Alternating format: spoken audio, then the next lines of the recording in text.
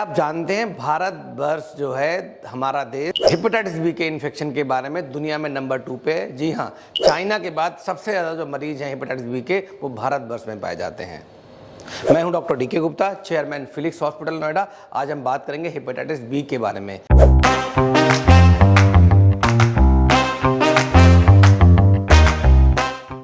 इसका causative agent क्या है, कैसे फैलता है, क्या रिस्क फैक्टर्स हैं, क्या इसके साइन और सिम्टम्स मतलब कि लक्षण क्या हैं इसके, और क्या इसका ट्रीटमेंट है और कौन से कॉम्प्लिकेशंस हो सकते हैं अगर इसको ट्रीट सही से नहीं किया गया।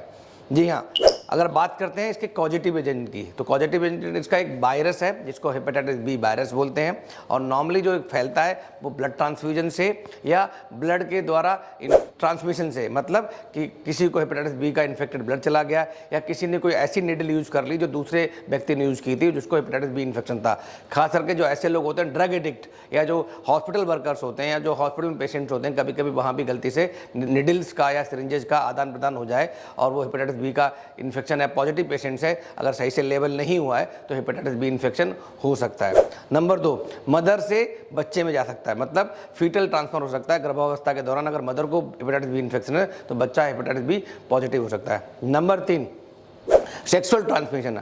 अगर अनप्रोटेक्टेड सेक्स करते हैं और आपको किसी जो पेयर है उसमें किसी को हेपेटाइटिस बी इन्फेक्शन हो रखा है तो दूसरे को होने की संभावना काफ़ी हद तक बढ़ जाती है। ऐसे बहुत सारे लोग हैं जो टैटू और पियर्सिंग करवाते हैं, इससे भी इन्फेक्शन की संभावना बहुत बढ़ जाती है, बिकॉज वो निडल्स जो लोग यूज कर रहे होते हैं वो बहुत बार आपस में रीयूज करते हैं, सही से स्टरलाइज नहीं करते हैं, उसकी वजह से भी chances of hepatitis B infection बढ़ जाते हैं। अब बात करते हैं हेपेटाइटिस बी के लक्षण की। लक्षण क्या क्या हो सकते हैं? तो नॉर्मली जो हेपेटाइटिस बी है ये एसिम्प्टोमेटिक होता है, मतलब इसके लक्षण आपको बहुत लेट पता लगते हैं, शुरुआत में कोई लक्षण होते नहीं। जो पहला बहुत इंपॉर्टेंट जो लक्षण है या सिम्टम है वो है थकान होना, फटीग होना, थकावट सी रहना। नॉर्मली बहुत सारे लोग इसको इग्नोर कर देते हैं या मल्टीपल कारण इसके होते हैं, इसलिए हम इसको मिस कर देते हैं कि हेपेटाइटिस बी तो नहीं है।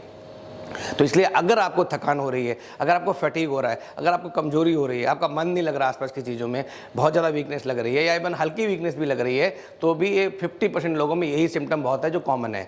तो इसलिए आपको तुरंत डॉक्टर को दिखाना चाहिए, अपना ब्लड टेस्ट कराना चाहिए। नंबर 2, अगर पीलिया जैसे सिम्टम्स हो सकते हैं, मतलब कि आपकी आंखें पीली हो सकती है, यूरिन का कलर पीला हो सकता है या स्किन में पीलापन आ सकता है, तो ये दूसरा लक्षण है। तीसरा है भूख ना लगना, मतलब लॉस ऑफ एपेटाइट, कम भूख लगना। चौथा, पेट दर्द होना, मतलब पेट में दर्द, आसपास मिडिल एरिया है, आसपास साइड में जहाँ पे लिवर होता है वहाँ दर्द हो सकता है। नौजिया, जी मिचलाना, उल्टी आना, ये या कभी कभी दस्त होना, पसीना बहुत आना, ये अन्य इसके सिम्टम्स हो सकते हैं। तो अगर ऐसे सिम्टम्स आ रहे हैं आपको तुरंत अपने डॉक्टर से संपर्क करना चाहिए, स्पेशली फिजिशियन या गैस्ट्रोएंटरोलॉजिस्ट से, और जो भी टेस्ट है वो बताएं वो कराने चाहिए। जो हेपेटाइटिस बी के कारण मैंने आपको ऑलरेडी बता दिए हैं। इसका उपचार क्या है? उपचार बेस्ट तो यही है, प्रिवेंशन करें, बिकॉज इसका उपचार बहुत अच्छा अवेलेबल नहीं है अभी तक। तो prevention is better than cure, हम पहले भी बात कर चुके हैं इसकी, इसलिए प्रिवेंशन पे फोकस करें। तो जो चीज़ मैंने कारण बताए उन कारणों से बचे रहेंगे तो आपका प्रिवेंशन हो जाएगा, आपको हेपेटाइटिस बी नहीं होगा। अगर हेपेटाइटिस बी हो गया है तो आपको बहुत सारे दवाइयाँ खानी पड़ सकती हैं। आजकल मल्टीपल एंटीवायरल ड्रग्स अवेलेबल हैं, उसका जो उपयोग है करना है वो आपको डॉक्टर की सलाह अनुसार ही करना है, इसके बिना नहीं कर सकते। एक और बात बताऊँगा, प्रिवेंशन के लिए हेपेटाइटिस बी का वैक्सीन बहुत इंपॉर्टेंट है। हम बर्थ पे 0, 6 वीक्स पे, 14 वीक्स पे 3 डोज लगाते हैं, इसके बाद बूस्टर डोज लगाते हैं। इवन जिसको डोज नहीं लगी है बर्थ पे या अर्ली इन्फेंसी में, एडल्ट्स को भी हम रिकमेंड करते हैं, उनको बूस्टर डोज या उनको प्राइमरी वैक्सीनेशन कराना चाहिए। तो हेपेटाइटिस बी का वैक्सीन बहुत इंपॉर्टेंट है, बहुत सस्ता वैक्सीन है और बहुत सिंपल वैक्सीन है, कोई साइड इफेक्ट नहीं है। अगर आपको वैक्सीन नहीं लगा या आपके बच्चों को वैक्सीन नहीं लगा तो तुरंत वैक्सीन जरूर लगवाएं। और फिर बताऊंगा मैं, हेपेटाइटिस बी एक गंभीर समस्या है, prevention is better than cure.